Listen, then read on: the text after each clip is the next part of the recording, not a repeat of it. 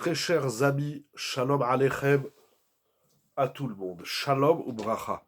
C'est un immense plaisir d'être avec vous pour partager un sujet d'ordinaire sur la paracha. Mais ce soir, nous allons parler de Purim. Nous sommes donc la veille du jeûne d'Esther et sera Purim dimanche, samedi soir, dimanche. Be'ezrat Hashem. Et Iratson, qu'Akadosh Baruch Hu envoie la Geoula Shelema au Am Israël, que cette année à Purim se réalise en nous le passouk de la Megillat Esther, la Yehudim, Aïta, Ora, Vesimcha, Vesasod, Vikar. Dans le plein sens de tous ces mots, de ce qu'ils contiennent, de ce qu'ils renferment comme projet du Ham Israël, qu'on entende plus que des bonnes nouvelles, qu'on entende des nouvelles qui amènent la Géoula pour le Ham Israël, la lumière, la joie, la Simcha et la Géoula, Shelema, le shalom en Eretz Israël et dans le monde, la guérison de tous les malades et des joies, des smachot, des bonnes nouvelles chez tout le monde et pour tout le monde, Be'ezrat Hashem, par le mérite de notre filote que nous ferons demain, le jour du jeûne d'Esther qui cette année tombera donc le 11 Adar, puisque le 13 c'est Shabbat, on ne jeûne pas Shabbat, et par les tfilotes et les mitzvot que nous réaliserons durant la fête de Purim, que ce soit pour tout le monde, la Yehudim, Aïta, Ora, Vesimcha, Vesasod, Vikar. Il y a quelque chose de très puissant dans la Megillat Esther. Il y a plein de sujets. On pourrait l'étudier pendant des années, et on pourrait l'étudier toute l'année, la Megillat Esther. Et je vais étudier avec vous un point ce soir, Be'ezrat Hashem, vraiment des chidushim d'une très très grande puissance que les grands maîtres de la Torah de toutes les générations nous offrent. Et la lumière aura, la Yehudi Maïta aura, la lumière aura Zotora, la lumière passe par les grands maîtres de la Torah, ils savent appuyer sur l'interrupteur qui nous amène la pleine lumière pour Be'ezrat Hashem, la suite du Passouk, Ora, Vesimcha, Vesasod, Vikar. Il y a dans la Megillat Esther deux éléments. La Megillat Esther nous parle de personnages individuels, notamment le premier, Achashverosh, Vayehi, Bime Achashverosh, ou Achashverosh, Hamolech, Meodu, Ve'atkush. La Megillat Esther va nous parler de Vashti, l'épouse, la reine, l'épouse de Achashverosh. Elle va nous parler de Haman, Aracha, Haman, l'impie. Elle va nous parler de Vashti, l'épouse de Haman. Elle va nous parler de Mordechai et Esther. Ces individus essentiels, il y a par la suite, nous allons voir Atach notamment, et d'autres personnages, mais le point commun de ces 6 personnages que j'ai cités, ce sont des personnages qui forment des couples. Achashverosh et Vashti, Haman et Zeresh, et Mordechai et Esther.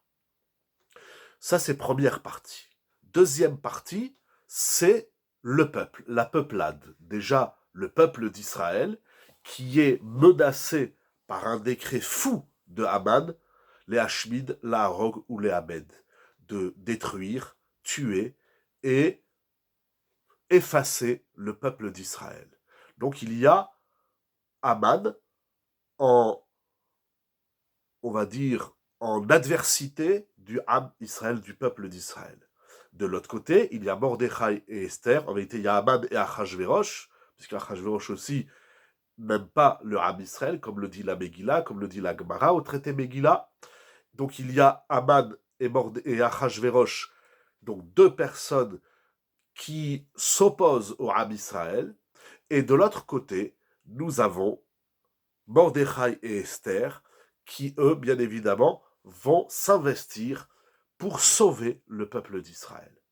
Il y a, en plus du Ham Israël, il y a les peuples, déjà sur lesquels Achashverosh règne, les 127 provinces, donc on va nous parler aussi de ces 127 provinces, de ces peuples-là.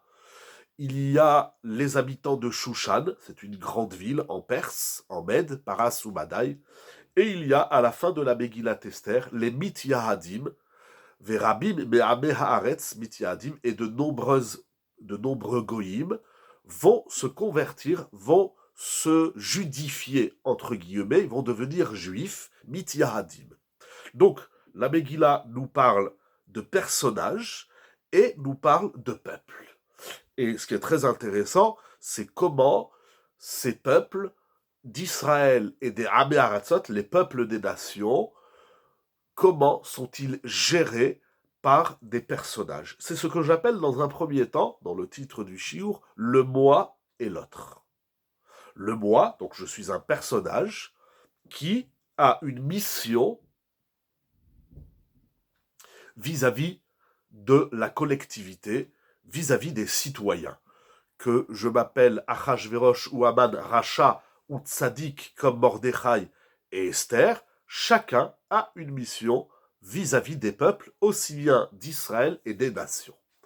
Voilà grosso modo l'histoire de la Megillah. Une histoire qui se déroule tout de même sur de nombreuses années.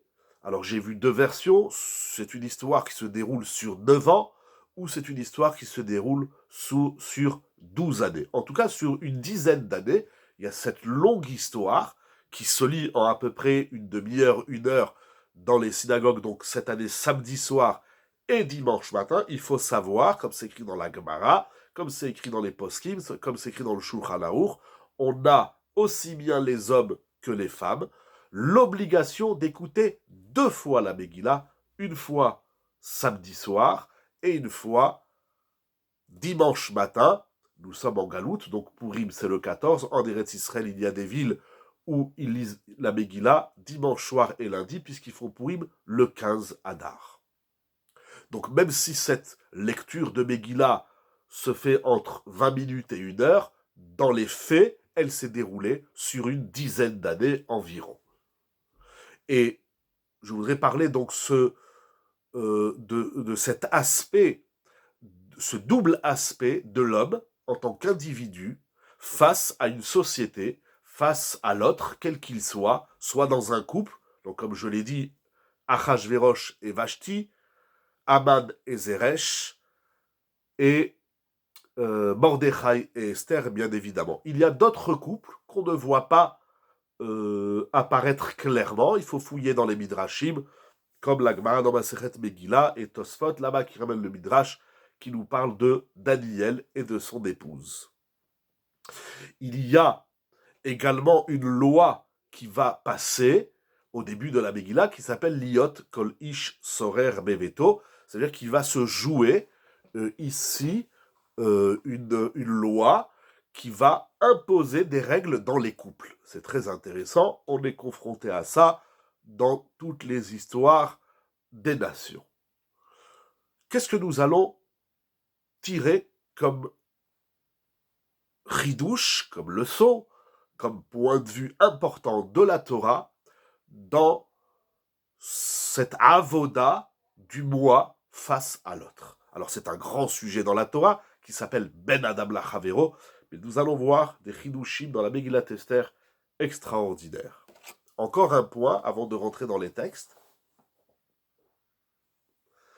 c'est que l'histoire de la Megillat Esther se termine par une Géoula du Ham Israël, du peuple d'Israël, et les Chachamim de la génération ont fixé des mitzvot pour Purim. Ces mitzvot sont la Megillat Esther, Matanot Laevionim, les dons qu'on fait aux pauvres, Mishloach Manot, les cadeaux qu'on s'offre, alimentaires essentiellement, et le Mishté, le repas, dans lequel il faut boire du vin. C'est essentiellement les mitzvot. Matanot Ishlereu, ou Matanot Mishloach Manot Ishlereu, ou Matanot Laevionim, ou Mishté, Vesimcha Veyom Tov, comme tout ça c'est écrit dans la Megillat Esther.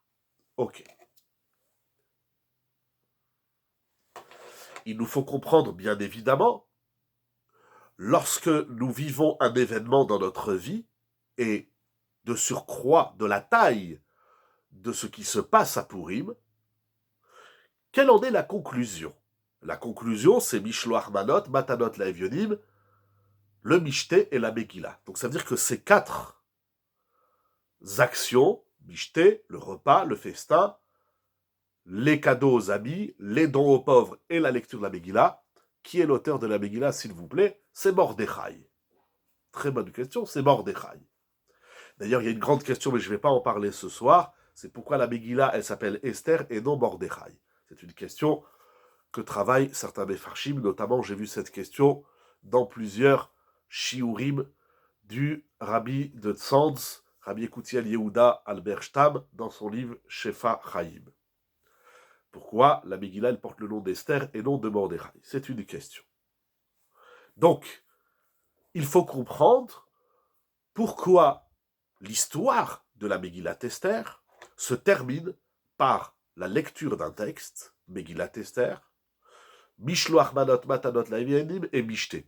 En d'autres termes, si on nous soumettait la question, voilà que le Ham Israël a vécu une Géoula, Bezrat Hashem, nous allons en vivre, et cette année et tout de suite, Bezrat Hashem, comment on va exprimer une reconnaissance à Hashem, comment on va garder la mémoire et la leçon du vécu. C'est une grande question dans la Torah. Par exemple, la sortie d'Égypte se traduit par la fête de Pessah et de Sukkot. Le don de la Torah, c'est Shavuot. Hanouka, c'est l'allumage des Nérot et les prières à la Nissim. Et donc, il faut comprendre pourquoi les Chachamim traduisent l'événement à travers, ici, ce qu'on appelle les 4 mèmes, Mishté, Megillat Esther, Matanot Laevionim et Mishloach Manot.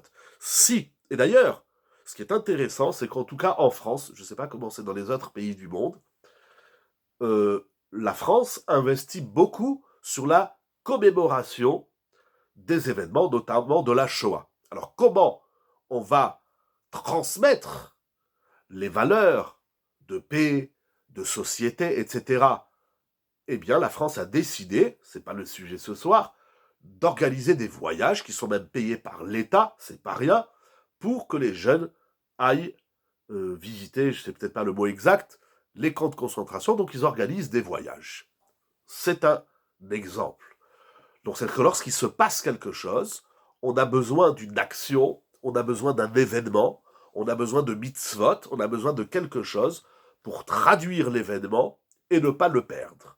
La commémoration d'un événement, au-delà d'une commémoration uniquement intellectuelle et mentale, c'est un comportement, c'est-à-dire on va tirer de ces événements de l'histoire des règles comportementales. Qu'est-ce que nous allons tirer de la Megillat Esther?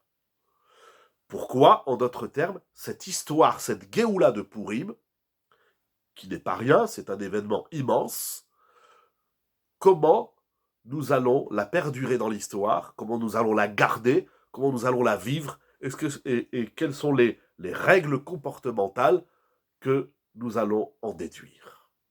Alors, cette question, qui n'est pas mienne, est étudiée dans le Midrash, Esther Rabbah, dans la Gemara Masechet Megillah, et dans les nombreux ouvrages qui existent sur Purim. Il existe des dizaines, des centaines d'ouvrages, et chaque maître de la Torah, bien sûr, pour n'en nommer qu'un, le Maharal, notre lumière, dans son livre Or Hadash, il détaille la Megillat Esther et les passages du traité Megillah qui parlent de Purim pour en tirer des leçons, ou plus précisément des règles comportementales, des valeurs de la Torah. C'est immense tout ce qu'on peut tirer de Purim et de la Megillat Esther.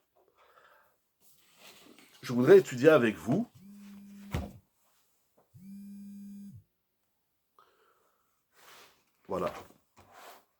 je voudrais étudier avec vous 3 halachot dans le Rambam.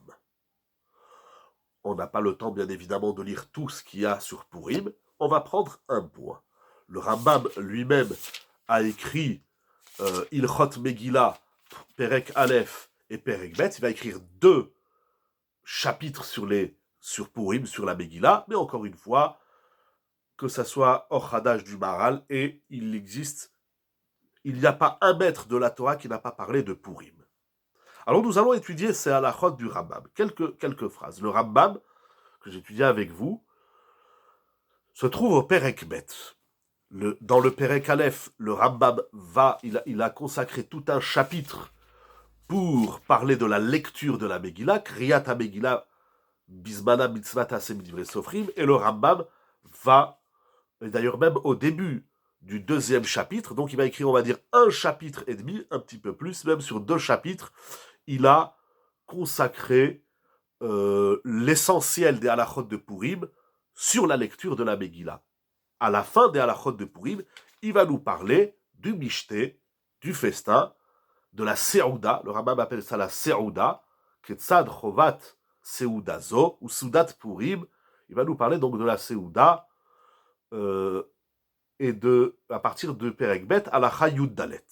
Donc, Yud Dalet, Tet Vav, Tet Zaïd, Yud Zaïd, et Yud Chet. Le Rambam a écrit 5 halachot sur la mitzvah de la Seouda du repas, des Matanot Laevionim, et de Mishloach Manot. Mais je voudrais lire avec vous quelques mots qui sont d'une extrême puissance dans le Rambam. Donc, il va nous expliquer ces 3 mitzvot. Donc, la lecture de la Megillah, c'est quasiment toutes les halachot dans le Rambam.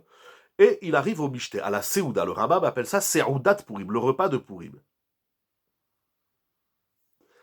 Et il écrit, donc il y a une demi-halacha sur Seoudat Purim, et il écrit également Vechen Chayav Adam, de même, on va le lire directement en français, l'homme se doit d'envoyer 2 mets, Shete Manot, 2 aliments, 2 mets, de viande ou d'autres plats, à son ami.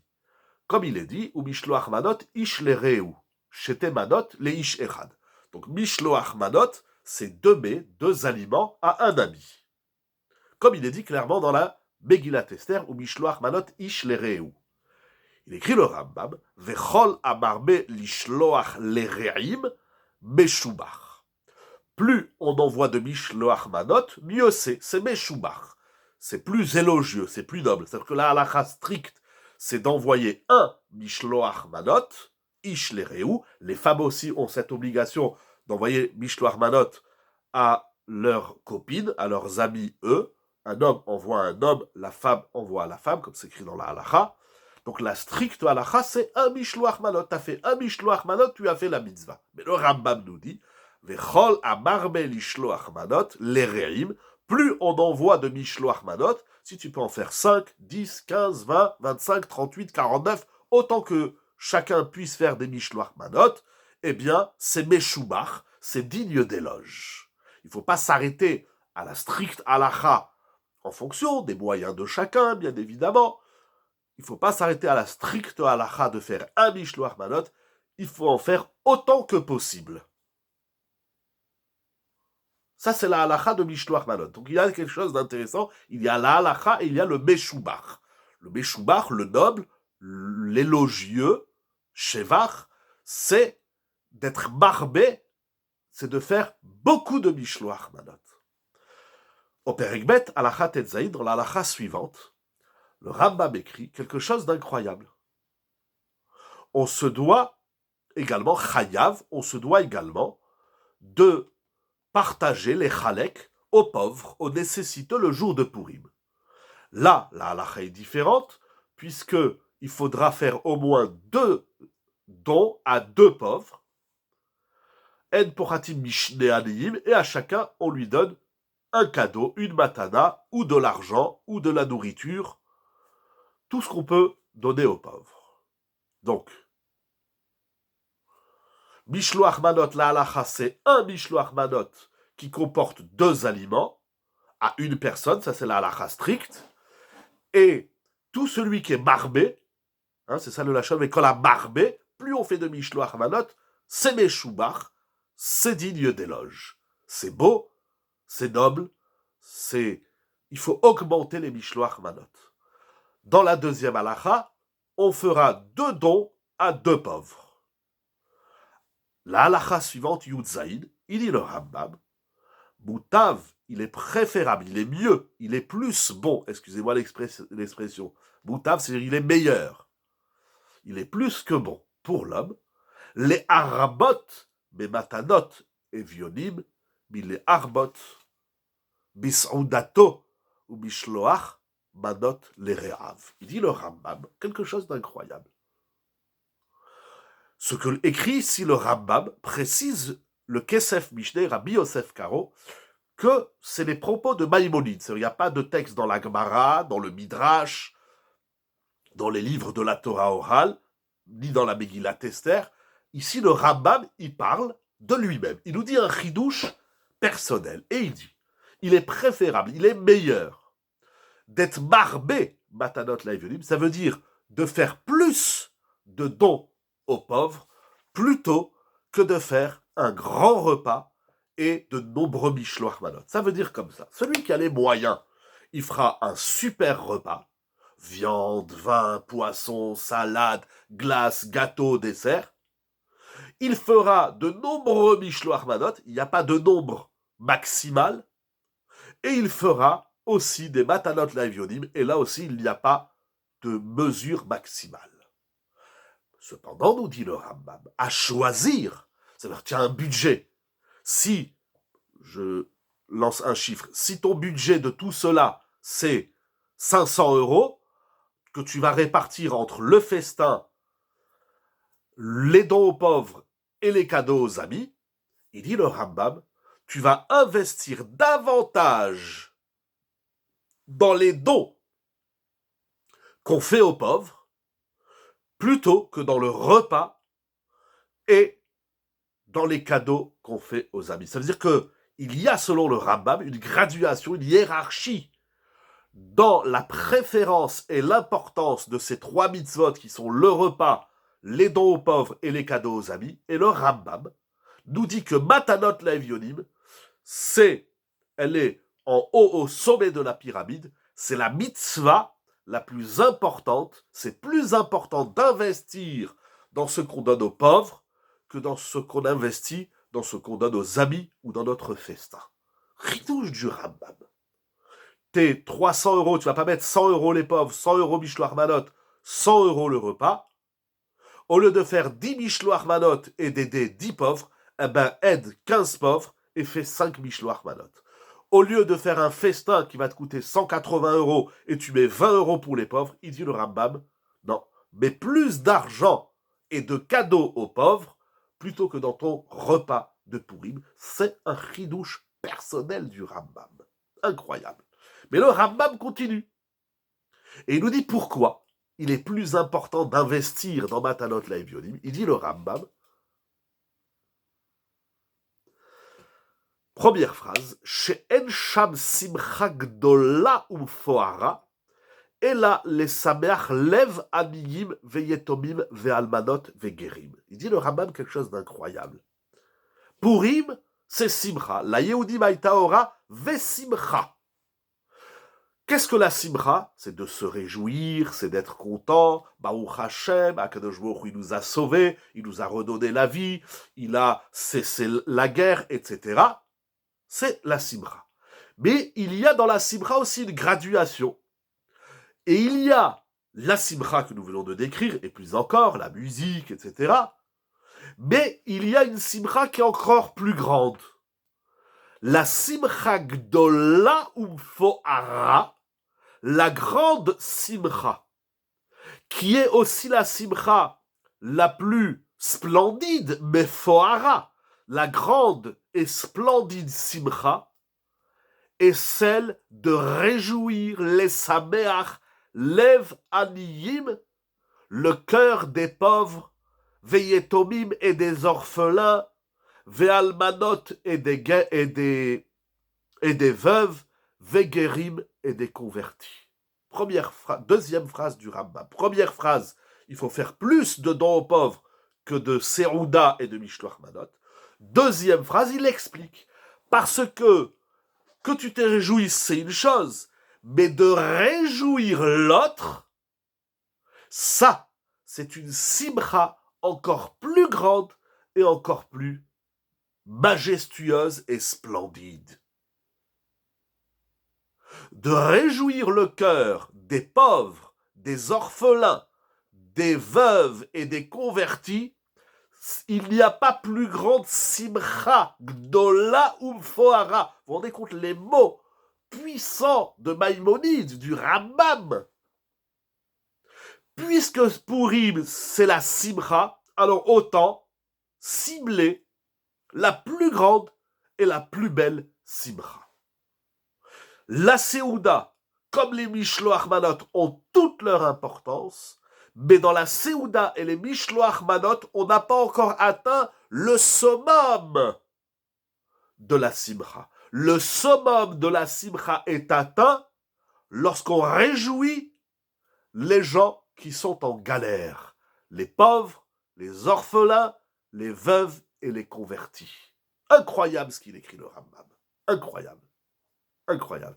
Réjouir l'autre, c'est plus grand que de se réjouir. Troisième phrase du Rambam. Il écrit quelque chose d'incroyable, de bouleversant. Shamesameach lev aumlalim haelu. Celui qui réjouit le cœur de ces personnes tristes, démunies, de ces personnes quelque peu abandonnées, de ces personnes sans repère, les Oumlalim, il dit le Rambam Domé la Shechina. Il ressemble à Akadosh Baruch Hu. Si on pouvait, j'ouvre une petite parenthèse, à Purim, on doit se déguiser en Akadosh Baruch Hu.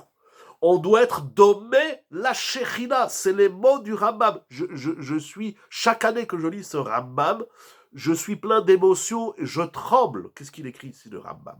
À Purim, on doit être Domé la Shechina. Alors c'est vrai que le Rambam, dans Ilchot Deot, il nous dit qu'il y a une mitzvah de Heve Domelo, de ressembler à Hachem. Il va l'expliquer longuement dans Ilchot Deot. Regardez le premier chapitre de Ilchot Deot. Mais c'est en particulier la mitzvah de Purim, c'est de ressembler à la Shrina.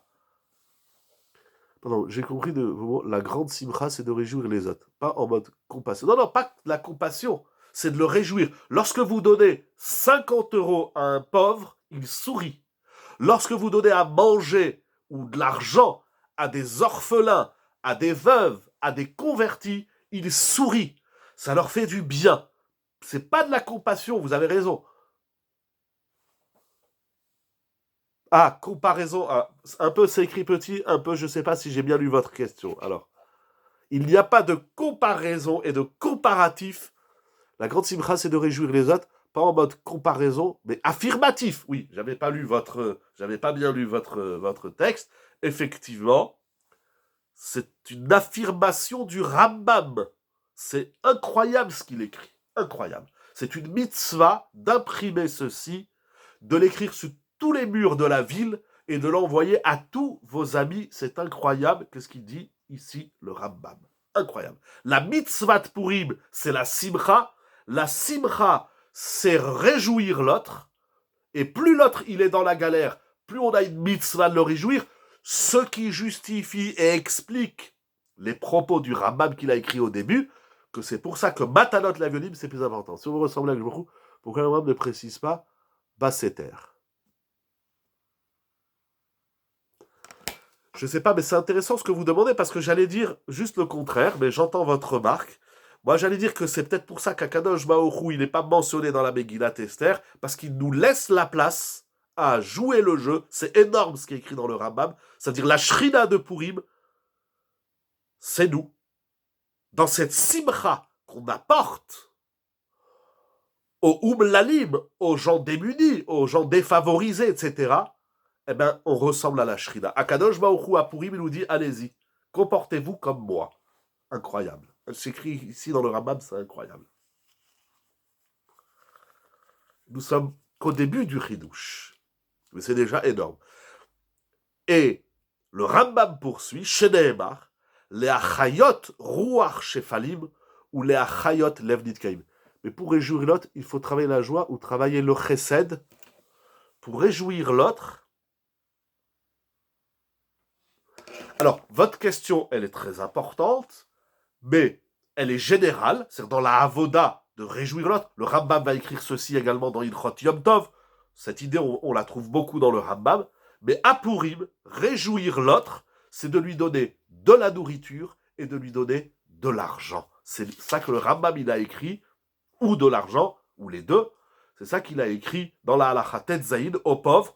On leur fait, je ne sais pas c'est quoi les Kolechad Matana Achat, on leur fait un cadeau. Je ne sais pas de quel cadeau il parle, il faut voir les poskim. En tout cas, il parle d'argent ou de la nourriture. Quand on donne à une personne qui est démunie, défavorisée, comme on dit aujourd'hui, ou qui est dans la galère, quand on lui donne 50 euros, ou 100, ou 200, ou 1000, ce qu'on peut lui donner, ce que chacun peut lui donner, ou bien lorsqu'on lui donne de la nourriture, un bon repas, eh bien là, on le réjouit. Il n'y a pas obligatoirement une avoda.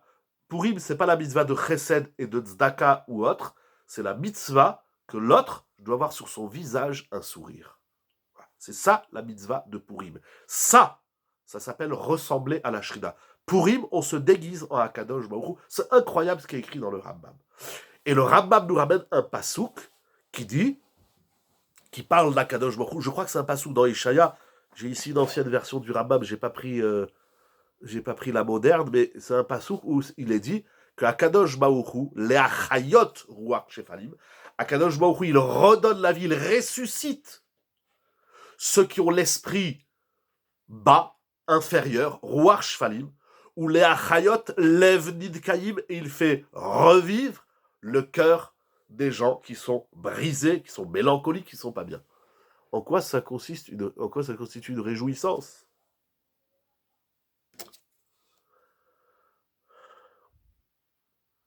Razak, c'est un passouk dans Ishaïa 57-15.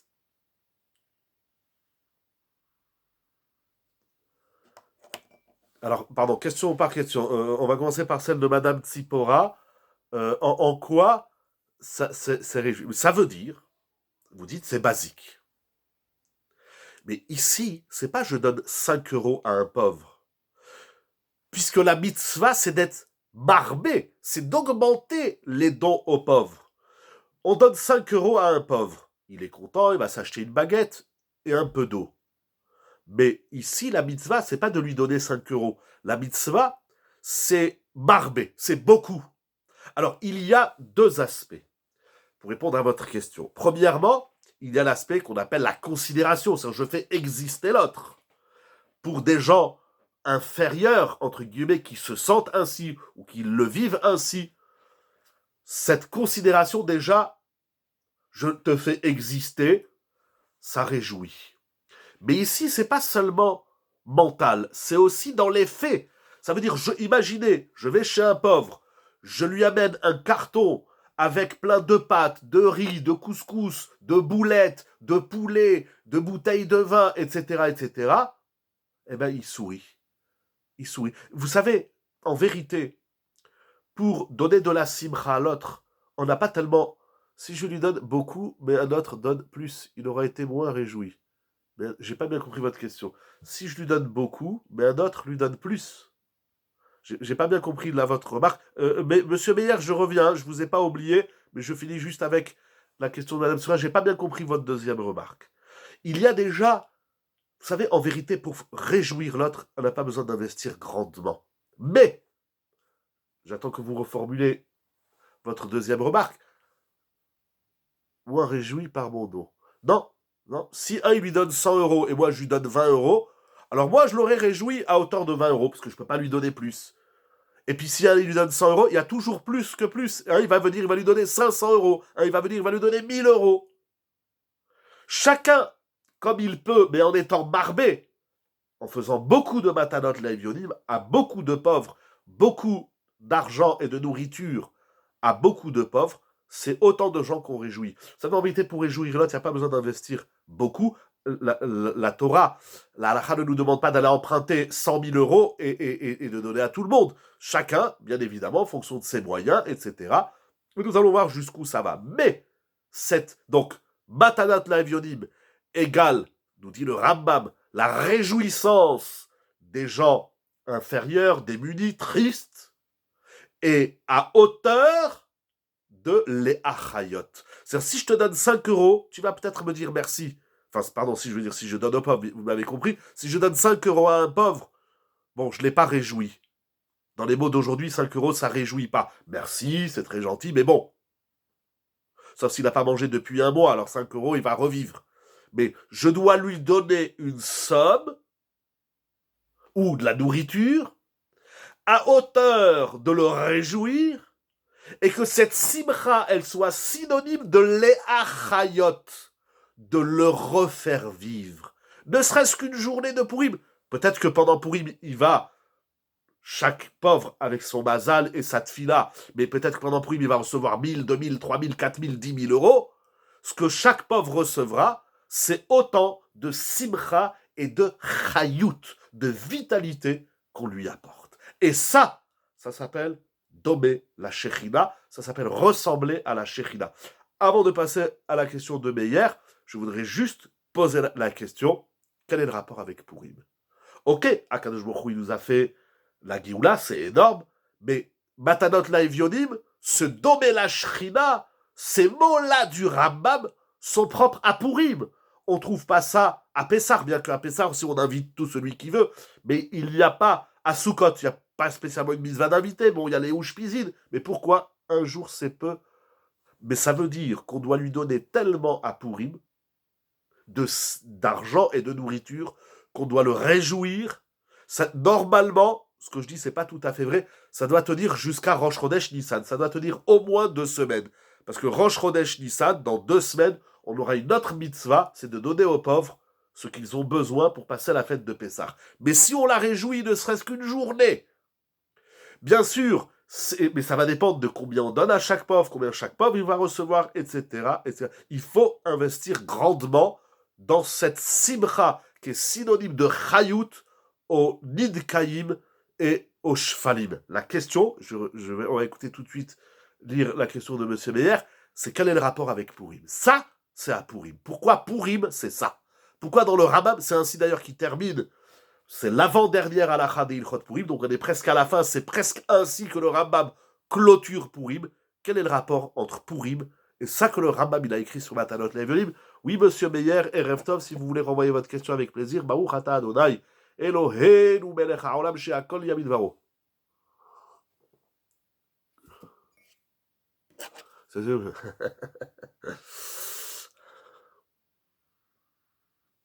Je réfléchis à votre question.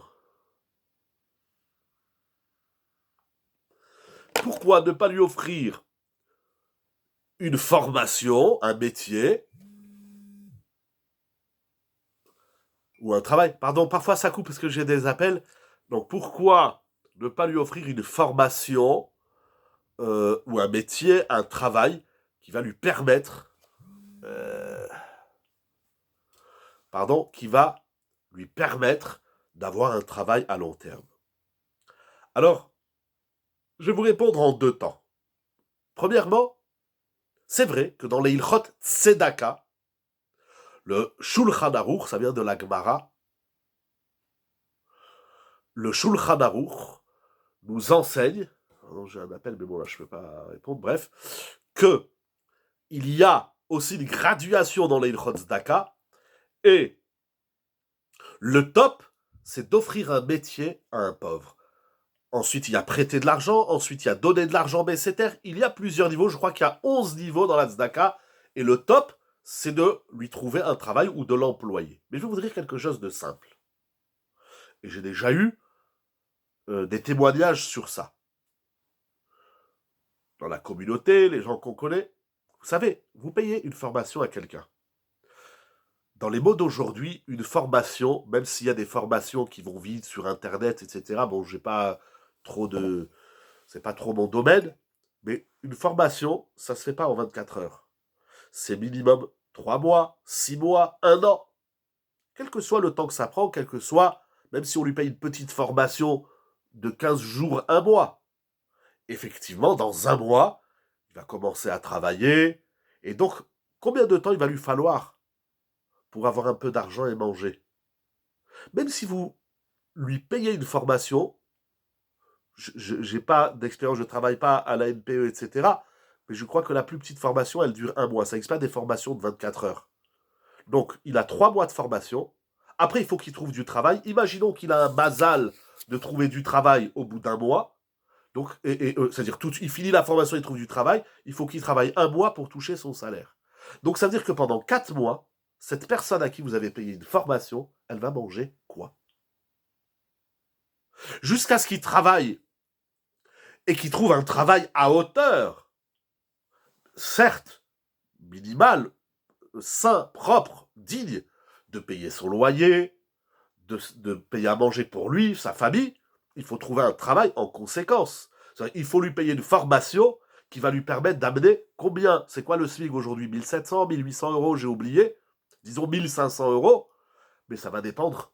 Ce que je veux dire en simple, c'est que les paramètres qui créent la nécessité ne sont pas toujours répondus, ne trouvent pas réponse dans une formation. Et même s'il trouve réponse dans une formation, ça va lui prendre minimum 4 mois à 6 mois, si c'est pas plus. Mais vraiment, s'il a de la chance, tout se fait très vite. C'est 4 à 6 mois avant qu'il ait une fiche de paye avec un chèque sur lequel c'est écrit 2000 euros, etc., qui vont lui permettre de payer son loyer et de vivre noblement. Qu'est-ce qu'il va manger entre-temps? Ah, ben vous allez dire entre-temps, on va l'aider. Eh bien, c'est ça pour him. Jusqu'à ce que tu aies une formation, jusqu'à ce que tu aies un travail, etc., eh bien, pour him, on va te donner de l'argent, au moins pour vivre 2 semaines. Premièrement. Deuxièmement, il faut savoir qu'il y a des gens, et j'ai eu l'expérience, parce que j'ai rencontré des gens, j'ai eu cette expérience, j'étais confronté à ça, des gens qui demandent de l'argent, j'ai dit, mais pourquoi tu ne travailles pas? Ben, vous savez, un jour, il y a un monsieur de 65 ans qui ramassait de l'argent. Je lui ai dit, mais pourquoi tu ne travailles pas un peu? Il m'a dit, j'ai un handicap, je ne peux pas travailler. Et je vais aller plus loin. Vous savez, un jour, un monsieur de 85 ans, il est venu me voir à la yeshiva. C'était pas un monsieur, il est maintenant dans l'autre monde, il est niftar, il n'est plus de ce monde. Il était dans une autre communauté de la ville. Il avait honte d'en parler à son rabbin, au fil de la sécurité. Il est venu me voir à la yeshiva, 85 ans. Il m'a dit, Rav Emmanuel, vous ne pouvez pas m'aider? J'ai pas d'argent pour payer mon loyer et finir le mois. Un monsieur de 85 ans, qui était marié, qui avait des enfants, des petits-enfants. On va payer une formation à un monsieur de 85 ans. Il y en a qui peuvent, la brioute, etc. Ce que je veux dire, c'est que c'est pas une solution qui répond à tous les problèmes. Avançons. Ça, c'est le Rambam dans toute sa puissance. Là, tout un peuple donne. Comment, par des gestes collectifs, répéter le même jour? Mais ça veut dire que, alors, nous, par exemple, c'est écrit comme ça également dans la halacha, nous, par exemple, à la yeshiva, au Sej, je ne sais pas comment c'est dans les autres communautés, à Nice, je sais un peu comment c'est à Yerushalayim, j'ai eu l'occasion, Baruch Hashem, de passer pour à Yerushalayim il y a quelques années de ça, mais par exemple, chez nous, à la yeshiva, Rav Mergui, c'est lui essentiellement qui récolte les matanot laïvionim, et il les redistribue. D'abord, il faut les connaître, les pauvres, on ne sait pas tout. Moi, personnellement, si j'ai des gens qui viennent à Pourim, qui me donnent des enveloppes, j'en ai même avant Pourim déjà qui sont venus, ils m'ont dit, voilà, ça, est-ce qu'à Pourim, tu peux donner? Tu t'occupes de la communauté, tu connais des gens, voilà, si tu connais des gens, une partie en France, une partie en Eretz Israël, etc., etc. Il faut connaître, il faut aussi savoir qui est pauvre, qui n'est pas pauvre, qui a besoin. Mais en tout cas, en simple, par rapport à votre question, on va avancer, c'est dommage qu'il y a des grands hidushim par rapport à votre question. Le Ham Israël tout entier, il donne Matanot Le'Evionim, et vous savez, lorsqu'un pauvre qui n'est pas habitué à recevoir 500 ou 1000 euros, et puis, ou plus, ça dépend de combien les rabbinim y récoltent, de combien de pauvres ils aident, mais quand on peut donner 1000 euros à un pauvre, c'est plus que de la simra qu'on lui amène. Quand on peut lui offrir, si c'est pas de l'argent, c'est des bons pour aller acheter à manger, et on lui dit voilà, jusqu'à Pessah, on te paye tes courses, ça c'est de la simra, et ça c'est de la chayout. Donc la question, on va avancer un peu, il ne reste pas beaucoup de temps, mon Rabbi Rabotai. La question c'est pourquoi, ça c'est la fête de Purim. Purim, ça doit se terminer avec ça, avec Matanot Laïvonim, avec ce simcha gdola ufoara, de réjouir les Umlalim, les Shfalim et les Nidkaim, et de ressembler à la Shrina. Pourquoi c'est comme ça? Alors vous savez que dans la Megillat Esther, il y a une somme importante de détails de l'histoire de Purim, et comme le fait remarquer le Yosef Lekar, c'est un des grands commentateurs de la Megillat Esther, Rabbi Eliezer Ashkenazi, Rabbi Eliezer Ashkenazi, il a écrit un grand livre aussi sur Pessah qui s'appelle Maaseh Hashem. Et le Yosef, il a écrit un commentaire sur la Megillat Esther, donc Yosef Lekar, c'est un classique et un fondamental de la Megillat Esther. Il fait remarquer un point très important, c'est que chaque mot et chaque événement et que chaque épisode et que chaque lettre de la Megillat Esther s'inscrivent dans la Géoula. C'est-à-dire que tout ce qui est écrit dans la Megillat Esther dessine un grand dessin qui s'appelle la Géoula de Purim. Rien n'est en trop, rien ne sert à rien.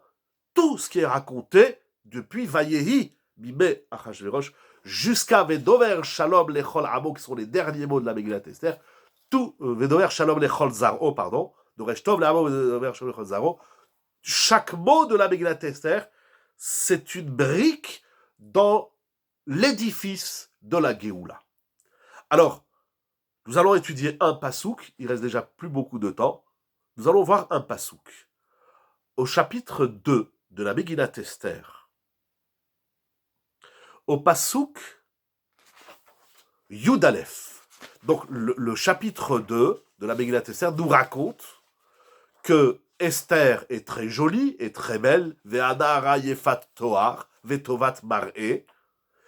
Et lorsque le roi Achashverosh entend parler d'Esther, qu'est-ce qu'il va faire? Va-t-il akar Esther el bet hamelech. Esther est amenée au palais du roi. Elle va devenir l'épouse d'Achashverosh. Vatita vanahara be'enav.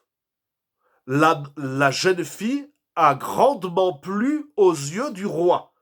Encore une fois, chaque mot de la Megillat Esther, c'est de la Torah, et il faut apprendre, on ne raconte pas une belle histoire que Achashverosh est tombé amoureux de Esther. On n'est pas là pour nous raconter une histoire d'amour. Donc chaque mot. Et donc, la Megillah nous dit que Achashverosh va prendre Esther en épouse. Et il est écrit un pasouk au chapitre 2, verset 11. Ou bchol yom vayom, ou bechol yom vayom. Chaque jour, tous les jours. Mordechai mithalech lifnei chatzar ben tanashim. Il se rendait devant la cour de la maison des femmes. La da'at et shalom Esther, pour connaître le salut, le shalom de Esther, Uma Ye'aseba, et qu'est-ce qui va devenir de Esther? Donc Mordechai, tous les jours, il se rend au palais pour prendre des nouvelles de Esther.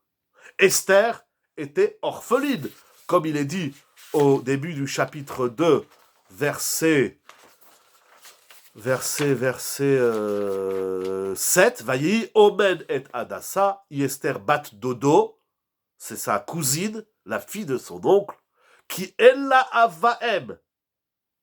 Elle avait ni père ni mère, elle est orpheline. Mordechai, tous les jours, Yom, Vayom, il va au palais et il demande des nouvelles de Esther. Mais si nous voyons bien dans le pasouk, fait remarquer le Gaon de Vilna, dans son commentaire sur la Megillat Esther, il est dit qu'il allait demander Shalom Esther ou Maïe Aseba. Donc il s'intéressait de deux choses. Quel est le Shalom de Esther et qu'est-ce qu'il est fait d'elle, littéralement, Maïe Aseba. Qu'est-ce qu'on fait d'elle? Qu'est-ce que ça veut dire? C'est quoi ces deux choses que Mordechai allait consulter au palais royal à propos d'Esther? Il dit le Gaon de Vilna, Shaya Mordechai mitztaer al shnei dvarim. Mordechai était peiné à propos d'Esther sur deux choses. Premièrement, il savait, je vais le lire directement en français, il savait que Esther était tzadeket gdola. Il sait que Esther, c'est une grande tzadeket. C'est pas juste une jeune fille, une bat Israël, noble de bonne famille. Il sait que Esther, c'est une grande tzadeket. Vetovat harasha ra'a etzla. Et que tout ce que Achashverosh peut offrir à Esther ne va pas la combler. Achashverosh, c'est un impie, c'est un rachat. Il ne peut pas combler une tzadéket. Ve'i mitzta'eret alze me'od. Et elle était grandement souffrante. Et il continue, le Gaon de Vilna, ve'aya mitiare shelo techele mechamat godel atzahar. Et Mordechai se disait, si elle souffre de la situation, elle risque de tomber malade. Parce que lorsqu'on est peiné, lorsqu'on souffre, lorsqu'on est en tsar, lorsqu'on n'est pas bien, eh bien, chasve shalom, l'homme tombe malade. Et Mordechai, tous les jours, il va remonter le moral, il va se soucier de peur qu'elle tombe malade de cette souffrance de devoir finir dans les bras de Achashverosh. Donc on va dire, il se soucie du mental, du psychique, peut-être du psychologique, mais alors pourquoi la Matana Yodim a été fixée avec de l'argent? Je sais pas, bonne question, on peut remonter le moral. Pardon, j'ai pas vu la deuxième, excusez-moi, message que vous avez envoyé, Madame Okrasoula, avec plaisir. La date est chez l'homme. Là, Mordechai lui amène autre chose que de l'argent. Exact. Exact, c'est vrai. Bonne question. Pourquoi il n'y a pas une mitzvah de remonter le moral? Mais peut-être que ça se fait, et certainement à travers l'argent et la nourriture qu'on donne aux pauvres, puisque c'est une sibra qu'on a déjà vu dans le Rambam. Il faut que j'avance un peu, il ne reste pas beaucoup de temps. Officiellement, il me reste 8 minutes 30. Bonne question. Très, très bonne question. La sibra, ça passe aussi beaucoup par le psychique et le mental, comme on l'a dit tout à l'heure à Madame Tzipora. Donc, Mordechai se soucie d'Esther, qu'elle ne tombe pas malade suite à la peine et à la souffrance qu'elle va vivre. Ça, c'est Shlom Esther. Et c'est quoi Maïe Asema? Deuxièmement, Aya mitztaer ou mitziare shelo yargu ota mechamat shaita matmenet atzma velo aita rotsa leler. Incroyable. Incroyable. Dit le Gaon de Vilna. Puisque Esther, elle est en souffrance, donc lorsqu'elle va être appelée par le roi, elle va pas y aller. Elle va pas y aller de plein gré. La Gemara dit c'est Trilata Beodes. C'était pas Beratson, elle voulait pas de tout ça. Donc elle va refuser. En tout cas, elle ne veut pas aller. Elle se cachait. Il dit le Gaon de Vilna. Shaita matmenet atzma.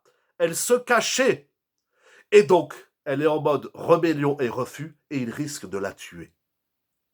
Parce que quand on refuse le roi, eh bien, il y a condamnation à mort. Donc Mordechai se soucie de la vie, tout simplement, de Esther, et se soucie également qu'elle ne tombe pas malade.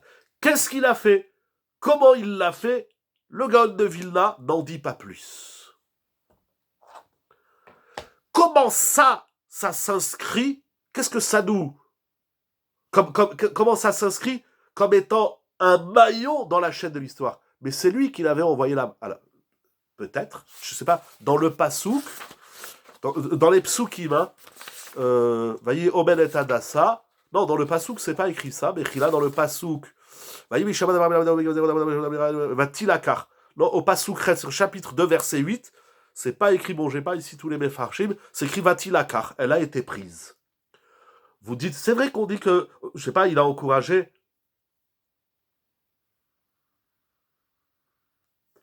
En tout cas, d'après le Targum sur la Megillat Esther et d'après le Yosef Lekar, elle a été prise de force. Be'odes. Baal Korcha. Je crois que le Gaon aussi dit comme ça. Vatilakar. Alors, où est-ce qu'il est Voilà, Vatilakar. C'est Baal Korcha. Les Harot Godel Anusata. Elle a été prise de force. Elle ne voulait pas y aller. Ça, c'est le Pshat Pachout du Passouk. En quoi le souci, bien sûr, c'est noble, c'est beau, c'est énorme, c'est sa cousine. D'après Chazal, c'était même son épouse. Vateilo Lebat, c'est Baït. C'est normal qu'il se soucie. Mais en quoi ça? C'est un maillon dans l'histoire de la Géoula. Et là, nous arrivons à quelque chose d'incroyable que j'ai trouvé dans le Sfat Emet sur Purim. Il écrit le Sfat Emet C'est incroyable. Le Sfat Emet dans Purim Tavresh Lamed Zaïd. Je vais lire 2 phrases, c'est tellement puissant. Nire. Donc il ramène ce qu'on a dit, Shekol Advarim, sur ce pasouk. Chapitre 2, verset 11 de la Megillat Esther. Tout ce qui est mentionné dans la Megillah, Kol Advarim Aniskarim ba Megillah, Aya Akol Letzorech Hades. Tout est nécessaire pour le miracle. C'est-à-dire le miracle de Purim se dessine par tout ce qui est raconté dans la Megillah. Alors la mort de Vashti, c'est facile. La mort des 2 gardes du roi, c'est facile. Il y a des passages dans la Megillah, c'est facile de comprendre que c'est facile de comprendre qu'ils ont participé à l'élaboration du miracle. C'est un miracle qui va s'élaborer sur 10 chapitres. Et tout ce qui est raconté, c'est un élément important pour nous raconter comment le miracle se crée. Alors, il dit le Sfat Emet, il pose la question, en quoi ce souci que Mordechai a de Esther, d'aller tous les jours prendre de ses nouvelles et l'aider d'une façon ou d'une autre pour qu'elle ne finisse pas sous l'épée du roi ou qu'elle ne finisse pas malade, comment ça s'inscrit dans le miracle de Purim.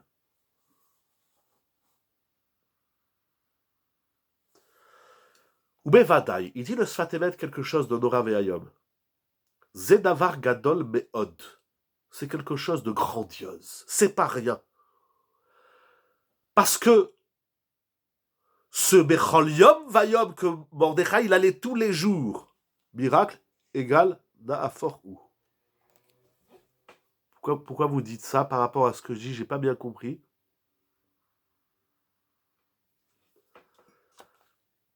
Le miracle, ce n'est pas que le Vena Forou. C'est-à-dire le Vena Forou de la fin de la Megillah, il commence depuis son début, depuis le premier mot. J'ai pas le temps trop maintenant de m'allonger sur ça. Il est tard, il me reste pas beaucoup de minutes, c'est dommage. Il y a encore 2 Chidushim. Mais chaque élément, chaque partie de la Megillah s'inscrit dans la... Comment on définit le miracle? Pouf. Quelle question. Là, il nous faut au moins toute la nuit. On va dire le Sfat Emet, on va répondre à votre question à travers le Sfat Emet. Chaque mot de la Megillah, il est nécessaire, il dit, c'est les mots du Sfat Emet, Aya Akol Letzorech Hades. Pour que le miracle se réalise, il fallait A, B, C, D, etc. Pour que le miracle se réalise, il fallait que Mordechai, il aille tous les jours prendre des nouvelles et se soucier de Esther.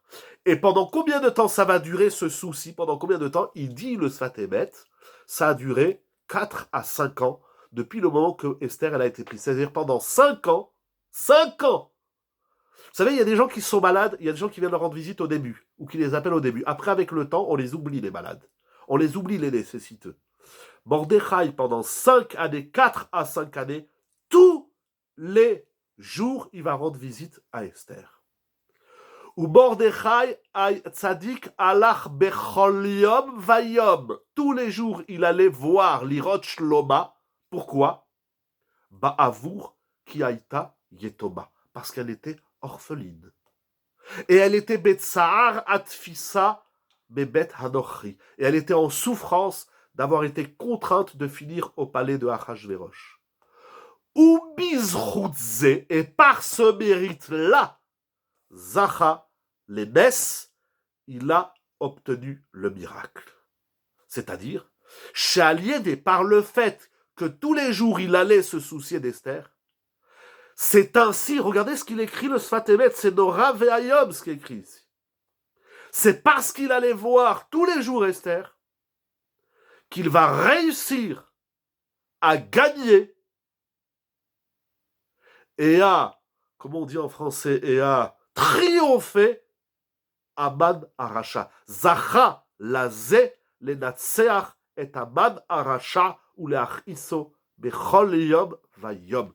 Il dit le Sfat Emet, et en vérité c'est un midrash dans Esther Rabbah 6-8, il dit Rabbi Yaakov Baracha, Akadosh Baruch il a dit à Mordechai, tu as su t'occuper d'une orpheline tous les jours, alors tu vas devenir l'acteur principal de la Géoula de Purim.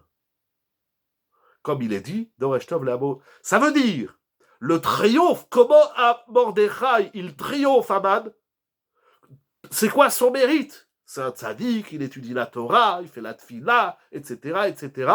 C'est ce souci quotidien, journalier, qu'il a d'une orpheline. C'est à travers, c'est-à-dire non seulement, pourquoi écarter ses sentiments envers Esther? Non, je ne dis pas écarter, mais il faut être quand même immense et grand de taille et de midot et de moussard et de s'occuper d'une orpheline tous les jours. Je vous dis, il y a des gens qui sont dans la galère, qui sont dans la difficulté, on les aide de temps en temps, on leur demande des nouvelles, mais là, c'est tous les jours. Et non seulement, c'est que le Sfat Emet, il dit que non seulement que cette visite que Mordechai allait rendre visite et se soucier de Esther, non seulement que ça, c'est nécessaire pour le miracle, mais plus que ça. C'est ça qui va faire tout le miracle de Purim. Incroyable. Je ne comprends même pas qu'est-ce qu'il dit. C'est écrit dans le Midrash, encore une fois, Esther Rabbah 6-8. Mais c'est incroyable. Comment Mordechai, il déclenche le miracle de Purim par Matanot Laevionim. C'est incroyable ce qui est écrit ici. Mais c'est pas fini, Moraï Verabotai. Le Sfat Emet, un peu plus loin, il écrit encore quelque chose de Nora Ve'ayom, dans Purim Tavresh Mem Gimel. Il pose une question. Il dit, je comprends pas. On voit que Mordechai, dans la Megillah, il est triste, il crie, Vaïzak Zeaka Gedola Umara. Parce que Haman, il veut tuer tous les juifs. Il demande du Sfat Emet une kushia osée. Osée dans le sens noble du terme. Yesh Lehavid. Pourquoi Mordechai, il s'inquiète? C'est la question du Sfat Emet. Pourquoi il s'inquiète? Parce qu'il y a un fou. Il y a des fous sur Terre, des malades, qui reçoivent des milliards du monde entier, qui veulent tuer le Ham Israël. Mais ils sont complètement tarés. Le monde est fou. C'est pas nouveau. Ben, c'est normal que Mordechai il se soucie. Mordechai, Haman a l'aval de Achashverosh, qui est l'homme le plus puissant de la planète en ces temps-ci, comme c'est écrit dans la Gemara, qui est Molech Meodou Ve'atkouch, qui s'appelle Molech Alakipa. Pas le temps de tout expliquer, mais là. Donc ça veut dire que Haman, il a l'accord, l'argent, même si c'est lui qui paye, il a tout ce qu'un roi a de plus puissant sur terre pour exterminer le Ham Israël. Eh bien, le Sfat Emet, il dit, je ne comprends pas pourquoi Mordechai, il est soucieux. Parce que vous comprenez, soucieux. Mais aujourd'hui, on le voit bien, le monde entier commence à tourner le dos au peuple d'Israël. Les uns, ils n'envoient plus des armes, les autres, ils ne veulent plus donner de l'argent, les autres, ils leur font des procès. C'est normal qu'on se soucie. Pourquoi il ne le serait pas? Mais pourquoi il continue, très bien, il continue le Sfat Emet, il va expliquer. Alors Hashem Yitbarach ifticham leshivim shana leotziam. Comme c'est écrit dans Yirmiyah, chapitre 29, verset 10, Akadosh Baruch a fait une promesse au Ham Israël. Il leur a dit, dans 70 ans, vous sortirez de l'exil de Achashverosh de Haman. Donc Hachem, il lui dit, ne t'inquiète pas. Et Mordechai est soucieux. Ça rappelle un peu la souya de Yaakov Avinu, Hachem il a promis à Yaakov qu'il aiderait, et Yaakov, il a peur, entre guillemets, de Esav. Il demande le Sfat Emet. De quoi tu as peur? Mais même si la planète entière, elle est contre toi, même si la planète entière, elle veut Bechol Nor Vador Omdim Alenu Lechalotenu, il n'y a pas une génération où les nations se retiennent d'écraser le Ham Israël. Ben, c'est normal qu'on s'inquiète. On fait des tfilotes, des jeûnes, des mitzvot, tchouva, etc. Il dit le Sfat Emet, pourquoi Yesh Lehavid ma aya choshev Mordechai chas vechalila. Tu crois que le projet de Haman, il allait se réaliser? Mais il y a une promesse que dans 70 ans, vous allez sortir. Il n'avait peut-être pas peur de l'issue, mais du chemin, de la tristesse qui prolongeait. C'est une bonne réponse, mais nous allons voir la réponse du Sfat Emet, qui est Nora Ve'ayom. Il y a moi, Mordechai, mais il y a le Ham Israël. Rak, il dit, Aya efshar leashir le Mordechai, kinyan shekatu ve'ese otra legoy gadol, la reine ou nitmarmer meyoter al tsaran shel bene Israël. Il dit, le souci de Mordechai, c'est pas pour lui. Parce que Akadosh Baruch Hu, il aurait pu faire à Mordechai ce qu'il a dit à Moshe après la faute du veau d'or. Hachem, il a dit à Moshe Rabbeinu, je vais exterminer le peuple, et de toi, je ferai un nouveau peuple. Et bien la même chose avec Mordechai. Akadosh Baruch Hu, il a dit à Mordechai, c'est incroyable ce qu'il écrit, le Sfat Emet. Akadosh Baruch Hu, il a dit à Mordechai, ne t'inquiète pas, le Ham Israël, il va crever, mais toi, je vais te conserver, et je vais faire de toi un nouveau peuple. Toute la bataille de Mordechai, c'est pas pour lui, c'est pour les autres. C'est pour le Ham Israël. Toute la bataille de Mordechai, c'est pas pour lui. C'est pour une orpheline qui est en train de crever dans un palais. Ça, c'est la force de Mordechai. Et ça, c'est ça qui fait le miracle. Comment tu regardes l'autre, c'est ça qui fait le Ness. Vous allez me dire, mais ce qu'il écrit ici, c'est incroyable. Voilà, il reste vraiment... J'ai déjà dépassé de quelques minutes. On va prendre encore quelques minutes, mais ce qu'il écrit ici, le Sadvet, il faut l'approfondir. Il faut l'approfondir. Le texte est un peu plus long que ça. J'ai choisi quelques phrases, je triche un petit peu. Mais, Tachles, serait-il possible de mettre une tzedaka quotidienne, quel que soit le montant? Pardon, j'ai pas eu le temps de tout lire. Excusez-moi. Peut-on mettre une tzedaka quotidienne, quel que soit le montant? Et après, j'ai pas lu la suite. Serait-ce une manière de faire cette mitzvah, de déclencher des miracles? Bien sûr. Vadaï. Ce qui est écrit ici dans le Sfat Emet, ce qui est écrit ici dans le Rambam, j'ai rien dit. Vous avez vu ce soir, j'ai rien dit. Soyons honnêtes. Je vous ai lu le Rambam, je vous ai lu le Gaon de Vilna, le Sfat Emet. Il me reste un chidouche. Quelques instants, s'il vous plaît. Ça donne tellement de chayout. Comment on transpose ça aujourd'hui? Le Rambam, il dit Matanot la Evionim. Domé la Shrina. Dans ces moments, et il y a des histoires extraordinaires de rabbanim qui ont vécu la Sibérie comme Rav Galinsky à la Vachalom, d'autres qui ont vécu la Shoah, lo Alenu, ou d'autres qui ont vécu le 7 octobre, ou lo Alenu, quels que soient les pogroms qu'il y avait en Orient, en Afrique, en Asie, en Europe, des histoires tellement marquantes. J'en raconte même pas une parce qu'on pourrait passer la nuit à raconter des témoignages que j'ai lus dans les Sfarim Akdoshim. Je lis beaucoup en ce moment le rabbi de Klosenburg, Tzanz, Rabbi Ekoutiel Yehuda Alberstam, qui a vécu les camps de la mort. Mais ce qu'il écrit et ce qu'il faisait là-bas, c'est tout simplement incroyable. Il témoigne, il raconte ce qu'il faisait dans les camps de concentration. C'est tout simplement ahurissant. Il a perdu toute sa famille. Si vous avez déjà été à Netanya, vous avez entendu parler de l'hôpital Laniado ou de la comment on appelle ça, de la Shruna de Tzanz là-bas à Netanya. Ce qu'il a fait, il n'a pas fait qu'un quartier, un hôpital. Il a fait des kolénim, des mosdot. C'est tout simplement Nora Ve'ayom. Mais ces témoignages-là que tous ceux qui ont malheureusement vécu des moments très difficiles, mais comment ils ont su, et comment ils ont eu la conscience, la présence d'esprit de s'occuper de l'autre quand tout va mal chez eux. Il y a des gens chez qui tout va bien, mais ils ont du mal à regarder l'autre, à l'aider, à le soutenir, à lui donner un sourire. Des fois, c'est dans le couple. Je reviens au début du chiour. Il y a une histoire de couple. Achashverosh et Vashti. Zeresh et Aman. Mordechai et Esther. La différence de tous ces couples, c'est que Mordechai, il a un souci journalier. Tous les jours. Et ça, cette sensibilité, il y a le moi, le grand moi, le Mordechai Hatzadik, dans toute sa grandeur, dans tout ce qu'il va faire, comment il va s'investir dans cette histoire de Purim, c'est ahurissant ce qu'il fait cet homme, c'est incroyable. Quand on lit la Megillah, la Gemara, le Midrash, c'est incroyable ce qu'il fait. Et bien dans tout ce qu'il fait, tous les jours, il va rendre visite à une orpheline. Et ça, non seulement que c'est nécessaire pour le miracle, mais le Sfat Emet nous dit, c'est ça qui fait tout le miracle. La grandeur de Mordechai, c'est ce souci qu'il a d'une orpheline qui est en train de crever dans un palais. C'est incroyable, c'est presque antinomique. Dans un palais, on crève pas. Qui c'est qui rêve pas d'un joli palais à Dubaï ou au Maroc ou en France, à Monaco, etc.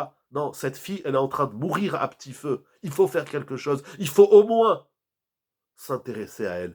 Eh bien, ça, c'est toute la grandeur de Mordechai. Ça, c'est ça qui va faire que Mordechai, il va triompher sur Haman. C'est incroyable les textes qui sont écrits. Juste encore un chidouche. Au final, cette mise s'applique dans le couple. Lorsqu'un des conjoints perd ses parents, effectivement, ça existe dans le couple, mais on n'a pas, chas v'shalom, besoin d'attendre qu'il y en ait un qui perd son parent pour avoir ce souci quotidien. Vous savez, j'ai reçu, voilà, même au quotidien. Vous savez, des fois, je reçois des couples. Alors, dans la discussion, oui, mon mari ne me fait pas de cadeau à mon anniversaire de mariage. Je dis, vous savez, madame, un mari, ça fait pas un cadeau à sa femme le jour de son anniversaire de mariage, ça fait un cadeau tous les jours. C'est raconté dans l'Agmara, Rabbi Hiya, tous les jours, il faisait un cadeau à sa femme. Pourquoi tu attends mon anniversaire? Fais-moi un cadeau tous les jours. C'est tous les jours qu'on doit se soucier de l'autre. C'est pas seulement quand l'autre il est malade, quand l'autre il en peut plus, quand elle est enceinte, quand elle est malade, quand elle est fatiguée, ou quand lui il est malade. C'est tous les jours. Yom, yom. Ça, c'est le... pardon, je le répète parce que c'est tellement incroyable ce qu'il dit le Sfatémet. Ça, c'est le plus grand miracle de la Megillat Esther. D'aller voir l'autre tous les jours. Vous allez voir une orpheline, un orphelin, un malade, un pauvre, tous les jours. Je voudrais terminer, parce que ce qu'il écrit en deuxième temps, le Sfatémet que je vous ai ramené, lorsqu'il dit qu'il y a un parallèle entre Mordechai et Esther, alors il y a entre Mordechai et Moshe Rabbeinu, alors, pour continuer dans cette idée, il y a une idée fantastique, un commentaire fabuleux que je ramène chaque année parce qu'il est vraiment très très beau, du Al-Shir HaKadosh.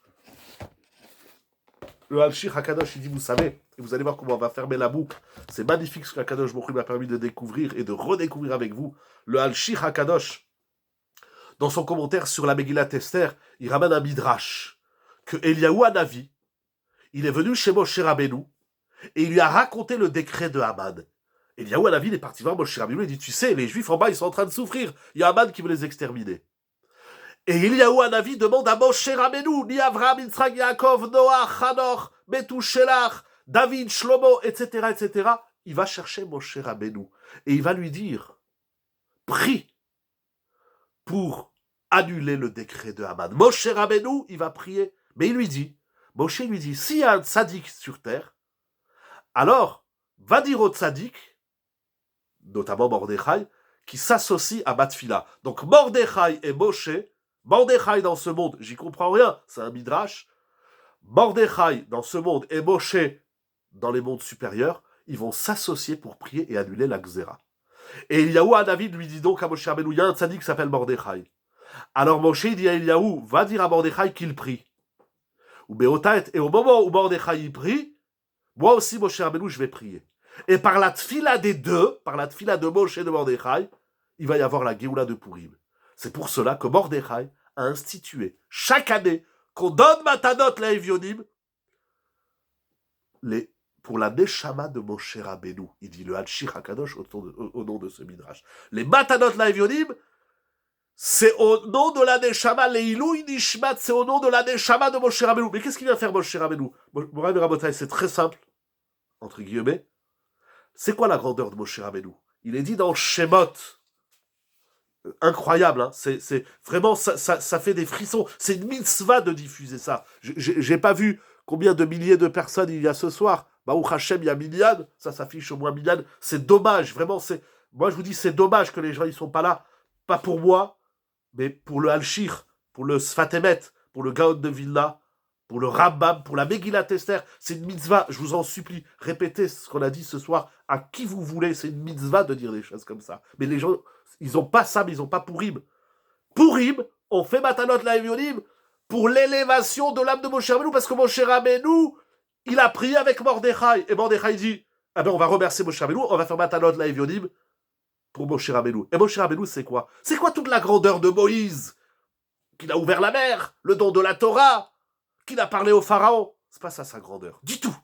C'est pas ça sa grandeur. La grandeur, et si c'est ça sa grandeur, c'est parce qu'il est dit au début de Shemot, un mot. Exactement, Madame Bokhara, un mot. Au chapitre 2, verset 11, j'ai pas le temps de m'attarder sur ça, mais vous verrez, et regardez le Passouk et Rashi, Moshe, il est vaillard, pesivlotam, shayanoten libo ve'enav, liot metzer aleim. Moshe Rabbeinu, il a un souci, et on va le voir dans toute la Torah, il se soucie de l'autre. Il est Moshe Rabbeinu. C'est pas qu'il s'annule et qu'il n'existe plus, parce que Moshe Rabbeinu, il va devenir le plus grand homme de l'histoire. Mordechai, c'est le tzaddik de Purim, mais tout tzaddik que tu es, tout avodat Hashem que tu fais, tout travail que tu fais sur toi, n'oublie jamais l'autre. Parce que c'est lorsqu'on regarde l'autre, quel qu'il soit, dans son souci, dans son problème, dans sa tristesse, dans sa mélancolie, dans ce nous, tu as un regard sur l'autre, eh bien, ça, c'est le miracle. Ça opère des miracles. C'est dommage que le Ham Israël, on ait besoin de drame, petit, moyen, grand, pour dire, tiens, il y a des autres. Faut pas attendre que l'autre, il est malade. Faut pas attendre que l'autre, il ait un problème pour lui dire bonjour. La Gemara dit dans la Sechet Brachot, celui qui dit pas bonjour à un pauvre, c'est un voleur. C'est écrit dans la Gemara, la Sechet Brachot. J'ai pas le daf, je crois, Yud Gimel, bon, j'ai oublié le daf. Tu passes devant quelqu'un, tu lui dis pas bonjour, t'es un voleur, t'es un gazlan. Et comme ça, des textes, je vous dis, sous Ben Adam la Chavero, il y en a des milliards. Ça, c'est être domé la shrina. Et quand on se déguise, quand on ressemble à la shrina, eh bien, il peut se produire une seule chose, que des miracles, que des nissim. C'est la tfila de Purim à la nissim, vers la Pourkad, vers la... Et le plus grandesse, c'est de regarder l'autre. Travaille ta personne, grandis dans la Torah, va au boulot, va à la yeshiva, fais ce que tu as à faire, deviens ce que tu dois être, c'est le moi. Mais le moi, il ne doit pas mettre l'autre dans l'ombre. Occupe-toi de l'autre autant que ce que tu t'occupes de toi, à hauteur de ce que tu peux, de tes moyens, de ton temps, de ce que tu veux, mais débrouille-toi de faire sourire un déprimé de la vie. Ça, c'est Purim. Ça, c'est Mordechai. C'est comme ça qu'il devient Mordechai. C'est pour ça qu'il est le triompheur de Haman, ce Sfatemet Sedoravayom. C'est parce qu'il s'occupe d'une orpheline, parce qu'il s'occupe du Ham Israël. Il aurait pu dire, moi, de toute façon, je vais être sauvé. La bataille de Mordechai, c'est pas pour sauver sa peau. On n'est pas là pour sauver sa peau. On est là pour sauver notre peau, la peau du Ham Israël. Qu'est-ce qu'on peut faire pour le Ham Israël? Déjà des tfilotes. Comme il a dit Rav, comment il s'appelle, Rav Dov Kouk, je crois qu'il s'appelle Dov de Tveria. Il a dit ça déjà quelques... Alors, chaque fois qu'il y a des attentats ou des problèmes en Eretz Israël, à chaque fois il dit, fais ce que tu peux faire pour le Ham Israël. Une tzedaka, une tfila, mais fais-le tous les jours. Pas une fois, pas une fois de temps en temps. Tous les jours. Un birkat Amazon, une bracha, un alabichia, une tzedaka, une tfila. Une tfila sim shalom, tova bracha, allez, nous, Valkanamo Israël. Yiratzon, qu'Akadosh Baruch Hu nous donne la présence d'esprit, la chorma, de pouvoir, tout autant que nous nous occupons de nous, d'avoir un regard quotidien sur l'autre, au point de lui donner à manger, de lui donner de l'argent, dans le sens de lui donner de la simcha, dans le sens de lui donner de la chayut. Ça s'appelle Domé la Shrina. Ça s'appelle écrire un miracle, déclencher un miracle. Élever l'âme de Moshe Rabbeinu, et donc j'y arrive. Alors c'est ça, Utfila Uzaka, exactement. C'est ça, Utfila Uzaka, c'est comment je regarde l'autre, qu'est-ce que je peux faire pour l'autre. Et pas j'attends, il vient, il me demande, il me sollicite. Je vais, je lui offre un sourire, un bonjour, un gâteau, un billet, yémachéié, mais pas de temps en temps. C'est pas évident, vous allez voir que là on est chaud, là moi je suis chaud parce que c'est pourri, j'ai étudié avec vous ce soir, mais tous les jours, tous les jours, tous les jours, tous les jours, tous les jours. C'est yom yom. Ça fait des nissim, il dit le Sfatemet. C'est incroyable ce qui est écrit ici pour Rabbi Rabotai. C'est de la préoccupation, mais active. C'est-à-dire apporter quelque chose. Il faut que ça aboutisse au sourire. Il faut qu'on fasse sourire l'autre. Voilà. Ça, c'est nommé la Shrina. Hachem Apurim, il nous laisse toute la place. Il dit, allez-y, c'est à vous. Montrez ce que vous savez faire les uns envers les autres. Montrez-moi. Ça fait des miracles. Et donc, Mordechai dit, mais j'étais pas tout seul. Mordechai, il a, pas un souci, mais il a un intérêt même pour Moshe Rabbeinu qui nous a aidés à Purim. Et peut-être inspiré de Moshe Rabbeinu, qui, dans toute sa grandeur, comment s'appelle cette mida dans la durée? Très bonne question. On va commencer avant la durée, on va commencer au présent. Très bonne question. Ça s'appelle l'Osebe'alim Chavero. Il y a plusieurs noms, ça s'appelle Ben Adam la Chavero, mais c'est Yom Yom. C'est Yom Yom. Et donc Mordechai, un titre de remerciement, d'inspiration, il dit, mais c'est Moshe Rabbeinu qui nous a sauvés, parce que Moshe Rabbeinu, il nous apprend cela, que dans la vie, tout ce que tu fais pour toi, n'oublie jamais les autres. Face à Kadosh Baruch Hu, nous avons la Chochma, le date, Ishi Yehudi, Chazak ou Baruch, ça s'appelle Ishi Yehudi, Chazak, Chazak, je prends, Chazak ou Baruch. C'est parce que là, dans ma tête, j'ai fermé les tuyaux parce que ça fait déjà 1h20 qu'on est ensemble. Chazak ou Baruch. Ça s'appelle Mordechai, ça s'appelle l'Aktoret, il y a plein de noms, mais Kakadosh Baruch Hu, il nous donne la chorma de comprendre encore plus la Torah.